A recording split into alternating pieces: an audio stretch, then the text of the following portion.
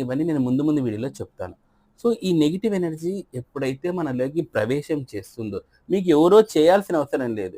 ఆ నెగెటివ్ చూడండి, సమ్‌టైమ్స్ మీరు శ్మశానం దగ్గర ఉంటారు. ఒక నెగెటివ్ ఎనర్జీ గుడి దగ్గర పాజిటివ్ ఎనర్జీ ఉంటుంది. శ్మశానం దగ్గర నెగెటివ్ ఎనర్జీ ఉంటుంది. సో, శ్మశానం దగ్గర కూడా కొన్ని రకాలుగా న్యూట్రల్ ఎనర్జీస్ ఉంటాయి. మీరు కొన్ని రకాల ఈ మర్రి చెట్లు ఇవన్నీ మనం చిన్నప్పటి నుంచి వింటూ ఉంటాం. సో, వీటి దగ్గర కొన్ని రకాల ఎనర్జీస్ ఉంటాయి. ఈ ఎనర్జీస్ సమ్‌టైమ్స్ మనిషిలోకి ఫ్లో అవుతా ఉంటాయి. ఎలా చూడండి, ఇప్పుడు చూడండి వాటర్‌కి ఒక రూల్ ఉంటుంది. ఏమని? ఎత్తుగా ఇట్లా హైట్‌లోనే నీళ్లు పోస్తే తెలుగులో ఏమంటారంటే నీరు పల్ల మెరుగు అంటారు కదా! సో, ఇట్లా పోస్తే వాటర్ ఇలా డౌన్ అవుతుంది.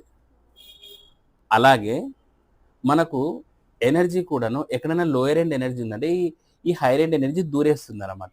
ఈ లోయర్ ఎండ్ ఎనర్జీ ఎవరెవరికి ఎక్కువ ఉండే అవకాశాలు ఉంటాయంటే కర్కాటక రాశికి, వృశ్చిక రాశికి, మీన రాశికి ఈ లోయర్ ఎండ్ ఎనర్జీస్ ఉంటాయి. వై అంటే చూడండి